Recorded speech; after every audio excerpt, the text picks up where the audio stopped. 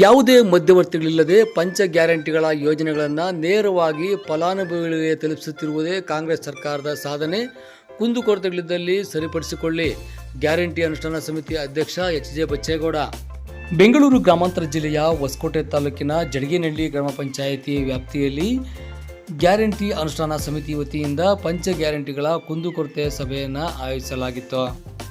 ಈ ಸಭೆಯಲ್ಲಿ ತಾಲೂಕು ಕಾರ್ಯನಿರ್ವಹಣಾಧಿಕಾರಿ ಮುನಿಯಪ್ಪ ರವರು ಸೇರಿದಂತೆ ಗ್ರಾಮ ಪಂಚಾಯಿತಿ ಅಭಿವೃದ್ಧಿ ಅಧಿಕಾರಿ ಲೋಕೇಶ್ ರವರು ಮತ್ತು ಗ್ರಾಮ ಪಂಚಾಯಿತಿ ಅಧ್ಯಕ್ಷರಾದ ವೆಂಕಟೇಗೌಡರವರು ಹಾಗೂ ಗ್ರಾಮ ಪಂಚಾಯಿತಿ ಸದಸ್ಯರುಗಳು, ಗ್ರಾಮ ಪಂಚಾಯಿತಿ ವ್ಯಾಪ್ತಿಗೆ ಬರುವ ಎಲ್ಲ ಪಂಚ ಗ್ಯಾರಂಟಿಗಳ ಫಲಾನುಭವಿಗಳು ಸೇರಿದಂತೆ ಗ್ಯಾರಂಟಿ ಅನುಷ್ಠಾನ ಸಮಿತಿಯ ಸದಸ್ಯರಾದ ಹೇಮಣ್ಣನವರು, ಅಮ್ಜದ್ ಬೇಗ್ರವರು ಹಾಗೂ ತಾಲೂಕ್ ಪಂಚಾಯಿತಿ ಮಾಜಿ ಸದಸ್ಯರಾದ ಸೋಲೂರು ರಮೇಶ್ ರವರು ಇತರ ಸಿಬ್ಬಂದಿಗಳು ಭಾಗವಹಿಸಿದ್ದರು. ಈ ಸಂದರ್ಭದಲ್ಲಿ ಸಾರ್ವಜನಿಕರಿಂದ ಅಹವಾಲುಗಳನ್ನು ಸ್ವೀಕರಿಸಿ ಸಮಸ್ಯೆಗಳಿಗೆ ಪರಿಹಾರವನ್ನು ಕೂಡ ನೀಡಿ ಸೂಕ್ತ ದಾಖಲೆಗಳೊಂದಿಗೆ ಕಚೇರಿಯನ್ನು ಸಂಪರ್ಕ ಮಾಡಿ ಅಥವಾ PDOಗೆ ಮಾಹಿತಿಯನ್ನು ನೀಡಿದರೆ ಆ ಮುಖಾಂತರವಾಗಿ ಪಂಚ ಗ್ಯಾರಂಟಿಗಳ ಅನುಷ್ಠಾನದಲ್ಲಿರುವ ಕುಂದುಕೊರತೆಗಳನ್ನು ನಿವಾರಿಸಿ 97ರಷ್ಟಿರುವ ಈ ಅನುಷ್ಠಾನವನ್ನು 100% ಮಾಡಲು ಶ್ರಮ ವಹಿಸುತ್ತಿದ್ದೇವೆ ಎಂದರು.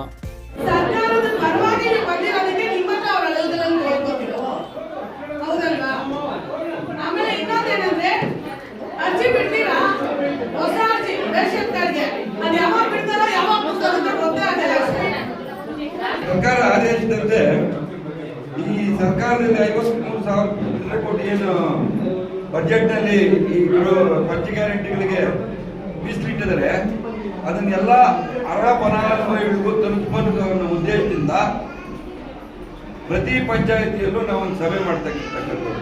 ಅದೇ ರೀತಿ ಇವತ್ತು ಜಡಗೇನಹಳ್ಳಿ ಪಂಚಾಯಿತಿಯಲ್ಲಿ ನಮ್ಮ ಜಡಗೇನಹಳ್ಳಿ ಪಂಚಾಯಿತಿ ಅಧ್ಯಕ್ಷರು, ಉಪಾಧ್ಯಕ್ಷರು ಹಾಗೆ ಸದಸ್ಯರ ಒಂದು ಸಮ್ಮುಖದಲ್ಲಿ ಇವತ್ತು ಫಲಾನುಭವಿಗಳಿಗೆ ಒಂದು ವಿಷಯ ತಿಳಿಸುವಂತ ಕಾರ್ಯಕ್ರಮ ಇಟ್ಕೊಂಡ್ರು. ಈ ಕಾರ್ಯಕ್ರಮದಲ್ಲಿ ನಿಮ್ಗೆ ಗೊತ್ತಿದ್ದಾಗೆ ಎಲ್ಲಾನು ನಮ್ಮ ಗ್ಯಾರಂಟಿಗಳು ಅವರವರ ಖಾತೆಗಳಿಗೆ ನೇರವಾಗಿ ಪಾರದರ್ಶಕವಾಗಿ ಜಾತಿ ಭೇದ ಬಡವರು ಬಂದಿದ್ರು ಅನ್ನೋದೇ ಬಡವರು ಮಾತ್ರ ಬರ್ತಕ್ಕಂಥದ್ದು. ಮನೆ ಯಜಮಾನಿಗೆ ಮುಖ್ಯವಾಗಿ ಮನೆ ಯಜಮಾನಿಗೆ ಬರ್ಬೇಕಾದ್ರೆ ನೋಡ್ಬೇಕಾಯ್ತು, ನೀವು ಕಾರ್ಡ್ ನೀಟಾಗಿಟ್ಟು ರೇಷನ್ ಕಾರ್ಡ್ ಮುಖ್ಯ ಅಂತ ಹೇಳ್ತಾ ಇದ್ರು. ನೀವು ಆ ರೇಷನ್ ಕಾರ್ಡ್ ಅಲ್ಲಿ ಏನಾಗಿದೆ, ಕೆಲವು ನ್ಯೂನ್ಯತೆಗಳಿವೆ. ನಿಮ್ಮ ಮನೇಲಿ ಯಾರೋ ಒಬ್ರು ಕೆಲಸಕ್ಕೆ ಹೋಗ್ತಾ ಇರ್ತಾರೆ, ಅದು ನಿಮ್ ಬ್ಯಾಂಕ್ ಅಕೌಂಟ್ಗಳಲ್ಲಿ ರಿಫ್ಲೆಕ್ಟ್ ಆಗಿರ್ತದೆ. ಆ ರಿಫ್ಲೆಕ್ಟ್ ಆದಾಗ ಒಬ್ಬರಿಂದ ಹೋಗಿದ್ರು 5-6 ಜನ ಮನೇಲಿ ಇರ್ತೀವಿ. ನೀವು ಅದೇ ದಾರಿ ಇದೆ, ನೀವು ಕೇಳಿಸ್ಕೊಳ್ಳಲ್ಲ ಅಂದ್ರೆ ನಾವು ದಾರಿ ಹೆಂಗ್ ಹುಡ್ಕೊಡೋದು? ನಿಮ್ಗೆ ಅಧಿಕಾರಿಗಳು ಹಿಂಗ್ ಮಾಡ್ಬೋದಂತೆ ಅವ್ರು ಹೇಳಕ್ ಆಗಲ್ಲ, ಪಾಪ ಭಯ ಇರ್ತದೆ ಅವ್ರಿಗೆ. ಅವ್ರ ಮೇಲಿನಾಧಿಕಾರಿ ಈಗ ಸೆಂಟ್ರಲ್ ಗವರ್ಮೆಂಟ್ ಆದೇಶ ಮಾಡಿದೆ 1,20,000 ಟ್ರಾನ್ಸಾಕ್ಷನ್ ಮಾಡೋದು ಕಾರ್ಡ್ ಕಿತ್ತಾಕ್ರಿ ಅಂತ. ಅವ್ರವ್ರನ್ನ ಪಾಲನೆ ಬೇಕಾದ್ರೆ ಮೇಲೆ ಅಧಿಕಾರಿಗಳು ಪಾಲನೆ ಮಾಡೋದಿರ್ತದ. ಆದ್ರೂ ಅದಕ್ಕೊಂದು ದಾರಿ ಇದೆ. ನೀವು ಕೊಡೋದು ಹೆಂಗಂತ ಅವ್ರ ಅಧಿಕಾರಿಗಳ ಹತ್ರಕ್ಕೆ ಹೋದಾಗ ಒಂದು 5-6 ಜನ ಇರ್ತೀರಿ ನಿಮ್ಮ ಮನೆಯಲ್ಲಿ, ಮಕ್ಕಳು ಬೇರೆ ಇರ್ತೀರಿ, ತಾಯಿ ತಂದೆ ಇರ್ತೀರಿ, ಮಕ್ಳು ಯಾರೋ ದುಡಿತಾ ಇರ್ತಾರೆ. ಆ ಮಕ್ಕಳು ಕಾರ್ಡ್ ಸಬ್ಮಿಟ್ ತರಿಸ್ಬಿಡ್ರಿ. ತರಿಸಿದಾಗ ನಿಮ್ಮ ತಾಯಿ ತಂದೆ ಉಳ್ಕೊಂಡು ಅವ್ರು ಬರ್ತದಲ್ಲ, 2,000 ಬರ್ತದೆ, ರೇಷನ್ ಕಾರ್ಡ್ ಬರ್ತದೆ. ದಾರಿ ಇದೆ. ನೀವು ಮನೆಯಲ್ಲಿ ಕೂತ್ಕೊಂಡ್ರೆ ದಾರಿ ಬರಲ್ಲ. ಏನೋ ಹೆಣ್ಮಕ್ಳು ಸಬಲೀಕರಣ ಆಗ್ಲಿ, ಒಂದು ಸಂಸಾರನ ಒಳ್ಳೇದ್ ಮಾಡ್ಲಿ, ಬುದ್ಧಿವಂತರು ಆಗ್ಲಿ ಅನ್ನೋ ರೀತಿ ನಿಮ್ಗೆ ಎಲ್ಲ ತಲುಪಿಸ್ತಾ ಇದ್ರು. ನೀವು ಅರ್ಥ ಮಾಡ್ಕೊಂಡಿಲ್ಲ. ಇದರಲ್ಲಿ ತಿಳ್ಕೊಳ್ಳೋದು ಬೇಕಾದಷ್ಟಿದೆ. ನೋಡ್ರಿ, ಸುಮಾರು ಜನ ಇದ್ರು, ವಿಷಯ ಮಾತಾಡೋದಿತ್ತು, ಹೊರಟ್ಬಿಟ್ರು. ಯಾರು ಹೇಳ್ತಾರೆ ನಿಮ್ಮ ಮನೆ ಮಕ್ಕಳಿಗೆ? ನಮ್ಮ ಸರ್ಕಾರ ಆದೇಶ ಕೊಟ್ಟವ್ರೆ, ಮನೆ ಬಾಗಿಲು ಹೋಗಿ ಏನು ನ್ಯೂನತೆಗಳಾಗಿದೆ, ಏನಿವೆ ಇದ್ರ ಬಗ್ಗೆ ತಿಳಿಸ್ಬೇಕನ್ನೋ ಉದ್ದೇಶದಿಂದ ನಾವು ಅಲ್ಲಿಂದ ಅಧಿಕಾರಿಗಳು ಈ ಗ್ಯಾರಂಟಿ ಯೋಜನೆಗೆ ಸಂಬಂಧಪಟ್ಟ ಅಧಿಕಾರಿಗಳ ಜೊತೆಯಲ್ಲಿ ನಾವು ಬಂದಿರ್ತಕ್ಕಂಥದ್ದು. ಅವರು ನಿಮ್ಗೆ ಪ್ರಾಬ್ಲಮ್ ಸಾಲ್ವ್ ಮಾಡ್ಬೇಕಂತಾನೆ ಬಂದಿರೋದು. ಹಿಂದೆ ನಾವು ಈ ತಾಲೂಕ್ ಪಂಚಾಯತಿಯಲ್ಲಿ ಒಂದು ಪ್ರಗತಿ ಪರಿಶೀಲನಾ ಸಭೆ ಮಾಡಿದ್ವಿ. ಆ ಸಭೆಯಲ್ಲಿ ನಮ್ಮ ಜನಪ್ರಿಯ ಶಾಸಕರು ಶರತ್ ಬಚ್ಚ ಅವರು ಬಂದಿದ್ರು. ಆಗ ಪರ್ಸೆಂಟೇಜ್ 91, 92 ಈ ತರ ಇತ್ತು. ಇದಾಗಿ ಉಳಿದ ಪರ್ಸೆಂಟೇಜ್ ಯಾಕೆ ಆಗ್ತಾ ಇಲ್ಲ ಅಂತ ಹೇಳಿದಾಗ ಅಧಿಕಾರಿಗಳಿಗೆ ಅವ್ರು ಕಷ್ಟ ಬಿದ್ದು ಪಾಪ ಕೆಲಸ ಮಾಡಿ ಇವತ್ತು ಈ ಯೋಜನೆಗಳೇನಾದ್ರೂ ಸಮರ್ಪಕವಾಗಿ ಅನುಷ್ಠಾನಗೊಳ್ಳಬೇಕಾದ್ರೆ ನಮ್ಮ ಅಧಿಕಾರಿಗಳದ್ದು ಭಾರಿ ಶ್ರಮ ಇದೆ. ಅವರು ಕಷ್ಟ ಬಿದ್ದು ಕೆಲಸ ಮಾಡಿದ್ರೆ ಇವತ್ತು ಮಹಿಳಾ ಕಲ್ಯಾಣದಿಂದ ನೀವು ಹೇಳಿದಂಗೆ 99.97 ನಾವು ರೀಚ್ ಆಗಿದ್ದೀವಿ ಇವತ್ತು. ಆದ್ರೂ ಯಾವುದೋ 1% ಚಿಕ್ಕದು ಒಂದು ತಾಂತ್ರಿಕ ದೋಷದಿಂದ ನಿಂತೋಗಿದೆ, ಅದನ್ನು ಗೊತ್ತಾಗಿರಲ್ಲ. ಅದು ಅದನ್ನ ತಿಳಿಸ್ಬೇಕಂತ ನಾವು ಬಂದಿರೋದು. ಈಗ ಯೋಜನೆಗಳ ಬಗ್ಗೆ ಶಕ್ತಿ ಯೋಜನೆ, ಈ ಗೃಹ ಜ್ಯೋತಿ ಈ ಬಗ್ಗೆ ನಮ್ಮ ಪ್ರಾಥಮಿಕ ಮಾಸದಲ್ಲಿ ನಮ್ಮ ಕಾರ್ಯನಿರ್ವಹಣಾಧಿಕಾರಿಗಳು ಅದ್ರ ಬಗ್ಗೆ ಏನು ಅಂತ ನಿಮ್ಗೆಲ್ಲ ಪ್ರಾಥಮಿಕ ಮಾಸದಲ್ಲಿ ತಿಳಿಸಿದ್ದಾರೆ. ಆದರೆ ಇದು ನ್ಯೂನತೆಗಳು ಹೆಂಗ್ ಸರಿಪಡಿಸ್ಕೊಬಹುದು ಅನ್ನೋದು ನಮ್ಮ ಅಧಿಕಾರಿಗಳು ಹೇಳಿದ್ದಾರೆ. ಅದನ್ನೇ ಹೇಳಿದ್ದೀಗ ಈಗ ಆಹಾರ ಇಲಾಖೆ ಬಗ್ಗೆ ಪಡಿತರ ಚೀಟಿ ಯಾರಾದ್ರೂ ಸರಿ ಮಾಡ್ಕೊಂಬೋದು ನಿಮ್ಗೆ ಅರಿವು ಬಂದಿದೆ. ಈಗ ಅದು ಸರಿಪಡಿಸ್ಕೊಳ್ರಿ, ಎಲ್ಲ ಬಹಳ ಫಲಾನುಭವಿಗಳಿಂದ ಪಡ್ಕೊಳ್ರಿ. ನಮ್ಮ ಉದ್ದೇಶನೂ ಅದೇ, ಸರ್ಕಾರ ಉದ್ದೇಶನೂ ಅದೇ.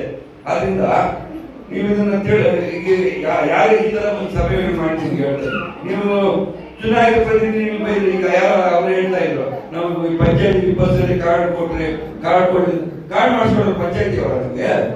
ಈಗ ಏನಾಗಿದೆ, ಸರ್ಕಾರದಿಂದ ಅವರ ಅಧಿಕಾರಿಗಳು ಏನು ಮಾಡಕ್ಕಾಗಲ್ಲ. ಯಾವ್ದೋ ಒಂದು ಟೈಮ್ ಆನ್ಲೈನ್ ಬಿಡ್ತಾರೆ, ಆನ್ಲೈನ್ ಬಿಟ್ಟಾಗ ನೋಡ್ಕೊಂಡು ನೀವು ಈ ಏನ್ ಸೆಂಟರ್ಗಳು CS ಸೆಂಟರ್ಗಳಿಗೆ ನೀವು ಅಪ್ಲಿಕೇಶನ್ ಹಾಕೊಂಡಿರೋ ಬಂದಾಗ ನೀವು ಫೋನ್ ಬರ್ಕೊಟ್ಟಿದ್ರೆ ಅವ್ರು ಯಾರಿರ್ತಾರೋ ಅವರು ಯಾವಾಗ ನೀವು ಕಾರ್ಡ್ ಬಿಡ್ತಾರೋ ಅವ್ರು ನೀವು ಫೋನ್ ಮಾಡಿ ಹೇಳ್ತಾರೆ. ನೀವು ಕಾಯ್ಕೋಬೇಕಾಗಲ್ಲ, ಅಧಿಕಾರಿಗಳು ಗೊತ್ತಿರಲ್ಲ ಯಾವಾಗ ಬಿಡ್ತಾರೆ ಈ ಕಾರ್ಡು ಆನ್ಲೈನ್ ಅಂತ ಯಾರಿಗೂ ಖಂಡಿತ ಗೊತ್ತಿರಲ್ಲ. ನೀವು ಅವ್ರನ್ನೂ ದೂರ್ಸಂಗಿಲ್ಲ, ಸರ್ಕಾರ ಯಾವಾಗ ಬಿಡ್ತದೋ ಗೊತ್ತಿಲ್ಲ. ಅದು ಬಿಟ್ಟಾಗ ನೋಡಿ ನೀವು ಹೊಸ ಕಾರ್ಡ್ ಹಾಕಿ. ಈ ಹೊಸ ಕಾರ್ಡ್ ಏನು ಅಪ್ಲೈ ಮಾಡಿ 21ರಲ್ಲಿ ಇದ್ದೇವೆ, ಅವು ಈ ಡಿಸೆಂಬರ್ 8ರಲ್ಲಿ ಹಂಚಿಕೆ ಎಲ್ಲ ರಿಲೀಸ್ ಆಗವೆ. ಡಿಸೆಂಬರ್ 8ರೊಳಗೆ ಎಲ್ಲ ಕೊಡ್ಲಿಕ್ಕೆ ತಯಾರು ಮಾಡಿದರೆ ಅದನ್ನ ಸರ್ಕಾರದಿಂದನೇ ಕೊಡಿಸ್ತೀವಿ. ಸೈಬರ್ಗಳನ್ನು ಕೊಡಿಸಲ್ಲ ಕಾರ್ಡ್ಗಳು. ಕಾರಣ ನಿಮ್ಗೆ ಗೊತ್ತಿರ್ತದೆ, ಅದನ್ನ ಇಲ್ಲಿ ನಾವು ಹೇಳಕ್ಕಾಗಲ್ಲ. ಅದರಿಂದ ಎಲ್ಲ ಸರ್ಕಾರದಿಂದನೇ ಒಂದು ಕಾರ್ಯಕ್ರಮ ಮಾಡಿ ಕಾರ್ಡ್ ಕೊಡಬೇಕು ಅಂತ ಒಂದು ತೀರ್ಮಾನ ಆಗಿದೆ. ಕಾರ್ಡ್ಗಳು ಬಂದವೆ, ಹಿಂದೆ ಯಾರು ಅಪ್ಲೈ ಮಾಡಿದಾರೋ ಅವ್ರು ಬರ್ತಾರೆ. ಅದರಿಂದ ಈಗ ಕೆಲವರು ಪಾಪ ವಿದ್ಯಾವಂತರಿದ್ದಾರೆ, ಅವಿದ್ಯಾವಂತರಿದ್ದಾರೆ. ನಾವು ಮುಖ್ಯವಾಗಿ ಇಲ್ಲಿ ಕೆಲಸ ಮಾಡ್ಬೇಕಂತಂದವರು ಅಂಗನವಾಡಿ ಕಾರ್ಯಕರ್ತರು. ಅವರು ಪ್ರತಿಯೊಬ್ಬರು ನಿಮ್ಗೆ ಯಾರಿಗೆ ಏನು ಅವ್ರೇನು ಈಗ ಯಾರ ಬಂದು ಕೇಳಿದ್ರು, ಅವ್ರಿಗೆ ಯಾಕೆ ಕಾಸು ಬರ್ತಾರೆ, ಬ್ಯಾಂಕ್ ಟ್ರಾನ್ಸಾಕ್ಷನ್ ಬಗ್ಗೆ ನಿಮ್ಗೆ ಗೊತ್ತಿರ್ತದೆ. ನೀವು ಬ್ಯಾಂಕ್ ಟ್ರಾನ್ಸಾಕ್ಷನ್ ಮಾಡ್ತಾ ಇದ್ದಮ್ಮ, ನಿಮ್ಗೆ ಇಷ್ಟ ಆಗಿದೆ ನೀವೇ ಹೇಳ್ಬಿಟ್ರೆ ಅವ್ರಿಗೆ ಸಮಸ್ಯೆ ಗೊತ್ತಾಗ್ತದೆ. ನಿಮ್ಗೆ ಗೊತ್ತಿರ್ತದೆ, ಗೊತ್ತಿದ್ದು ನೀವು ಹೇಳಿರಲ್ಲ. ದಯವಿಟ್ಟು ಆ ಕೆಲಸ ನೀವು ಮಾಡ್ತೀವಿ ಇದನ್ನ. ಅದರಿಂದ ಈಗ ಯಾರಾದ್ರೂ ನಿಮಗೆ ತಾಲೂಕು ಆಫೀಸ್ಗೆ ಇದು ಹೊಸಕೋಟೆಗೆ ಆಫೀಸ್ಗೆ ಹೋಗಲ್ಲ, ನಾವು ಸರಿಪಡಿಸ್ಬೇಕು ಅನ್ನೋರು ಇದ್ರೆ ಆದಷ್ಟು ಅಂಗನವಾಡಿ ಟೀಚರ್ಸ್ ಮಾಡ್ಕೊಡ್ತಾರೆ. ಅಧಿಕಾರಿಗಳು ಅವ್ರದ್ದು ನೇರವಾಗಿ ಹೋದ್ರೆ ಮಾಡ್ಕೊಡ್ತಾರೆ. ಆಗದೆ ಈ ಪಕ್ಷದಲ್ಲಿ ಹೋಗಕ್ಕಾಗಲ್ಲ, ನಮ್ಗೆ ಸಮಸ್ಯೆ ಇದೆ ಅನ್ನೋರು ನಮ್ಮ ಪಂಚಾಯತಿ ಆಫೀಸಲ್ಲಿ PDO ಆಫೀಸ್ ಇದ್ದಲ್ಲಿ PDO ತಲುಪಿಸಿ, ಆ PDO ನಮ್ಮ ಯೋ ಆಫೀಸ್ಗೆ ತಲುಪಿಸ್ತಾರೆ. ಅಲ್ಲಿಂದ ನಾವು ಅಧಿಕಾರಿಗಳು ತಲುಪಿಸಿ ಏನು ನ್ಯೂನತೆಗಳನ್ನು ಸರಿಪಡಿಸಿ ಕೊಡಿಸುವಂತ ಕೆಲಸ ನಾವು ಮಾಡ್ತೀವಿ ಅಂತ ಹೇಳಿ ನಾನು 2 ಮಾತು